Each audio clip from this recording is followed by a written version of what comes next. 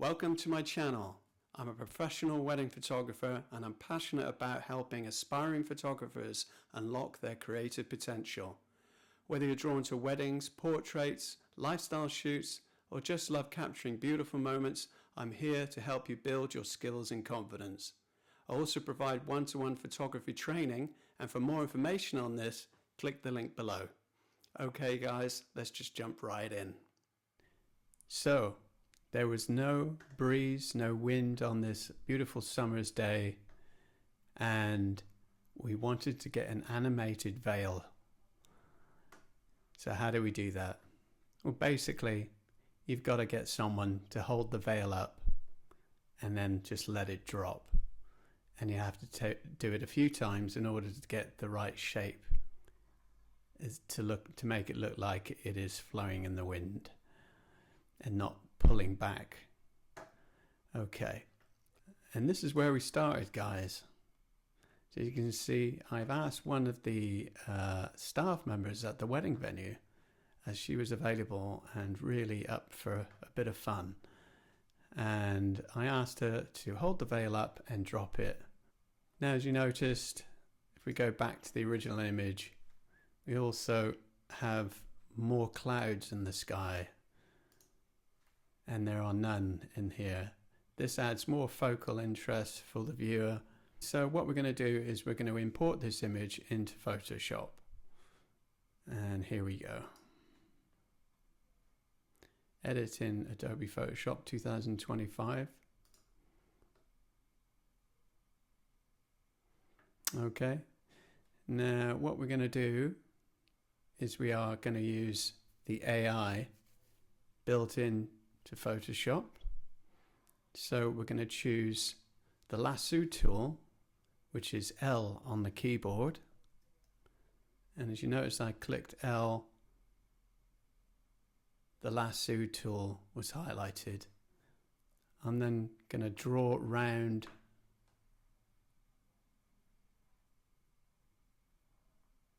my assistant, and in here in the generative section, I'm going to type remove,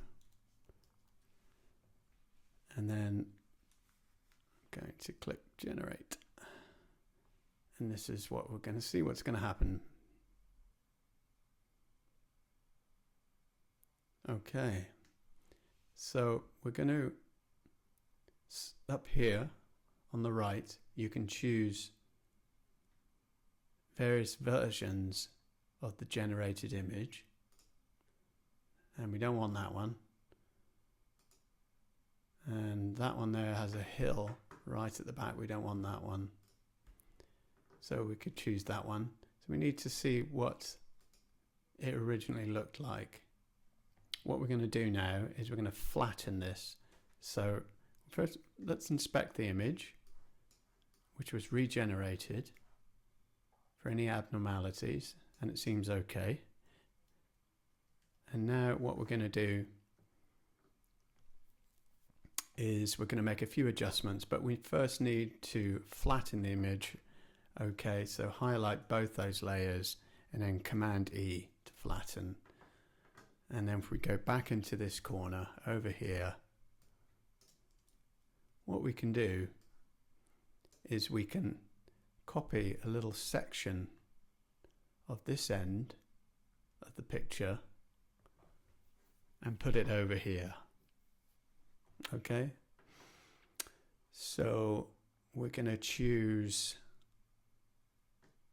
actually keeping with the lasso tool, I'm just going to copy this section here like this, and I'm going to copy it, Command C and paste.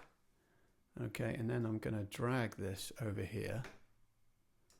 Okay, then I'm going to go up to Edit, Transform, and Flip Horizontal, and it's flipped it the other way. Okay, this is so that we can get the horizon line just right. So if we come now over here,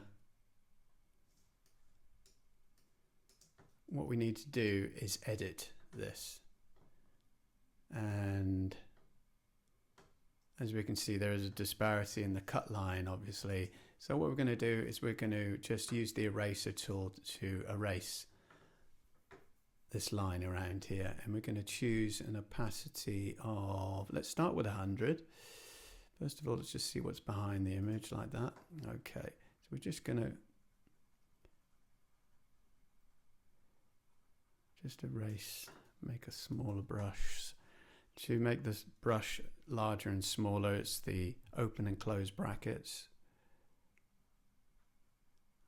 Okay, let's just go back up here to see where we are.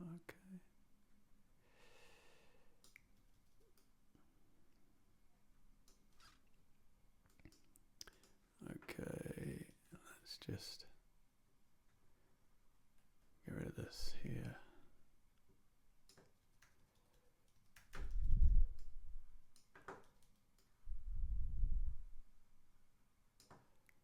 Okay, now if you come out, you can see there is a little bit of a disparity here. So I'm just going to bring the opacity down a little bit more. I'm just going to brush that out even more now. That's it.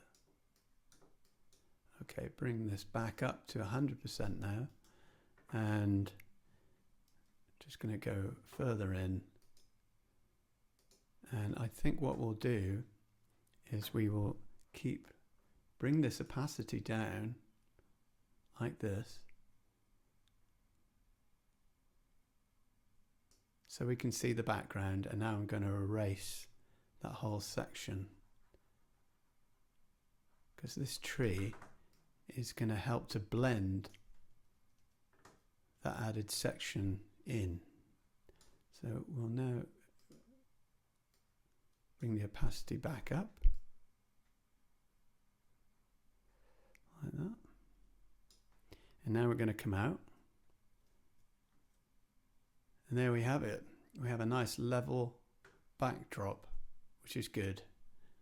The horizon line is similar to this side, but a little bit different.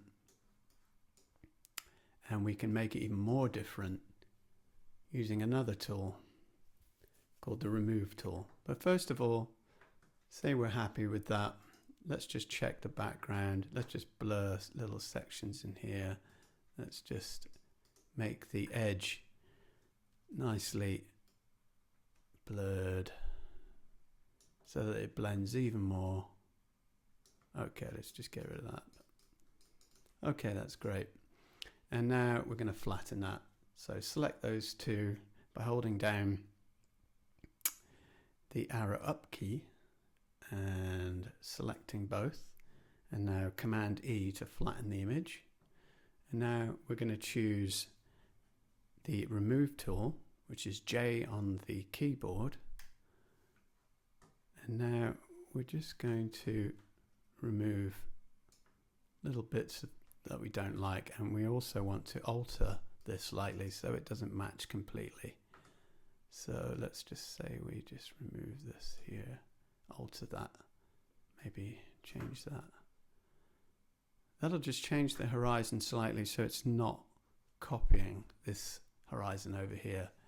Okay, that's fine, that's great. So we also have a few little aberrations over here. It's obviously some dust on my sensor, so I need to clean the sensor of my camera. But let's just clean that up. Let's get rid of that. And this little bit here. That's great. Okay, we'll just also check the sky for any flies, birds, unwanted objects in the sky.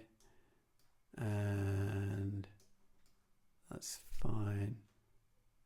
I think I might just get rid of that as well. That was a bit annoying. Okay, so if we come out, which is Command 0, and if you want to zoom in, it's Command plus or minus on the keyboard. Okay, we're happy with that. So Command S to save it. Periodically save your image as you're moving forward. Okay, there's a few little items here that I want to get rid of. So carrying on with the remove tool, I'm just going to clean up these little areas around here and just things that detract or distract the eye, like that there, and that little flower there. Okay, that's great. Save that. Command S. And now I'm going to add some sky, guys.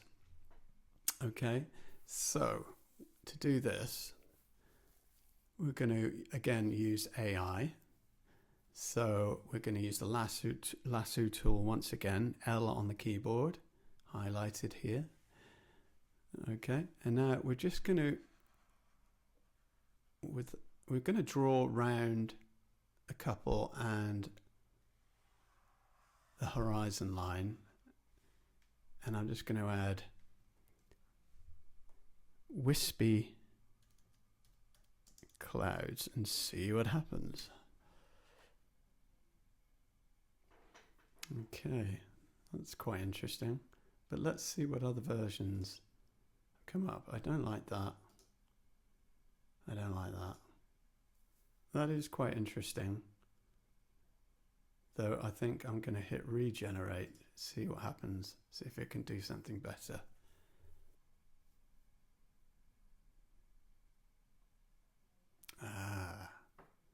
There we go. Now that is much better. And now I'm going to see if I can maybe add a couple more clouds around here. Quite often it doesn't. Let's just see if it does though. Wispy clouds.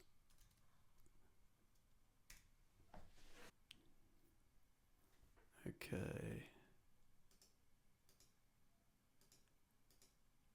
It has added a few little bits.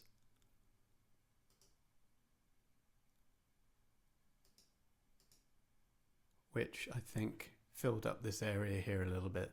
But the smaller you get, it appears that like the AI functionality struggles. But that's fine. It's added a few more clouds there.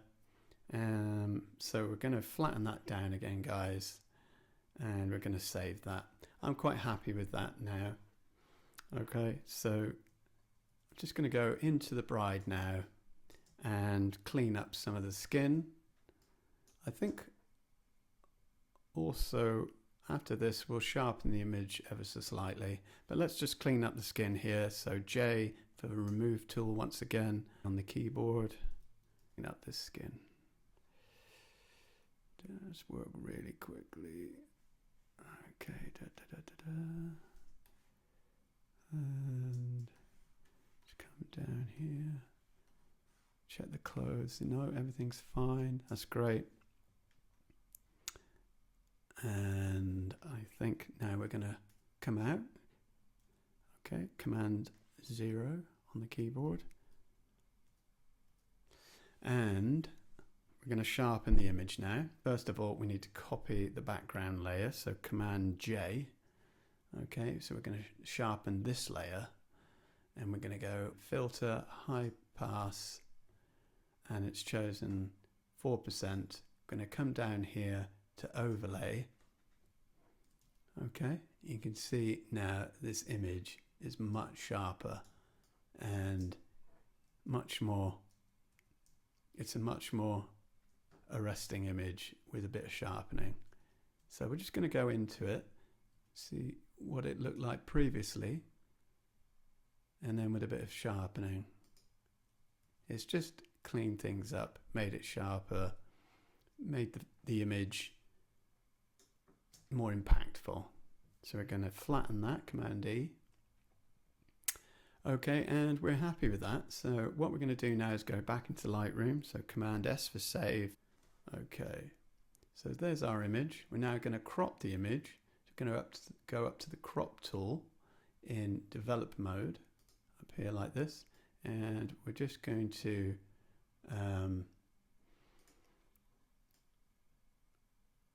bring down the crop a little bit.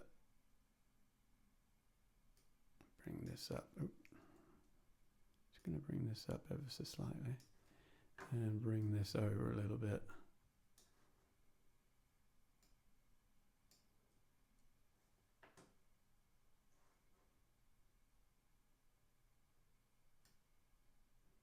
Okay.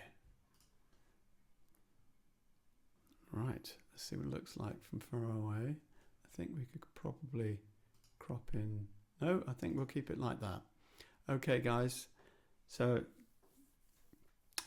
we're almost finished. What we need to do now is color the image. Okay, at the moment it's a bit too cool. This is my 1960s color that I use, and I blend it with warmer colors for my signature color style. So what we're going to do now is we're going to edit in NIX software, NIX software, and I use quite an old version of Color Effects Pro. So we're going to right click, edit in Color Effects Pro 4. Going to keep it as a TIFF file because that's an uncompressed file. And we're going to change the color gamut up here, the coloring, the color space I should say, to Pro Photo RGB. Keep it at 300 always, edit in. And we're going to choose quite a warm setting. And this is my coloring setting for this particular image. I think it looks really good.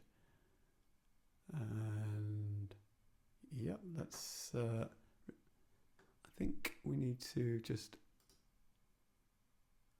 add a little bit more light to the image with the levels and curves. And I'm now going to also clean up the skin a little bit of this bride. I'm just going to come in, okay, and using the dynamic skin softener, I'm going to select the pipette, and we're just going to choose an area of the skin that we want to soften generally. So I reckon over here, and we're going to put a little tick in that box there. And now what that has done is it has smoothed the skin 22%, and that's all I use basically. Okay, so we're now going to save that. I like that. Let's just come out there and have a quick look. That looks really good. I love it. That's great. So we'll just say save to that. Okay, so what we're going to do now, guys, is we're just going to increase the blue in the sky and then finish up with adding a tone curve, which will give the image a more vintage look. So I have my vintage coloring, and then I'm going to add a tone curve. So first of all, let's just work on the sky. So if we go up here into develop mode, and we go up to this tool up here, it's the masking tool, and we're going to select sky. Now it's selected all the sky, but it's also attached itself to the veil and some of their faces. So if we go in, you can see it's actually clipped some of the clothing and the faces. So what we're going to do is we're going to subtract with a brush, and we're going to bring that to about 50%, and we're just going to clean all this up here like that. Going to reduce it down to a smaller flow rate like that,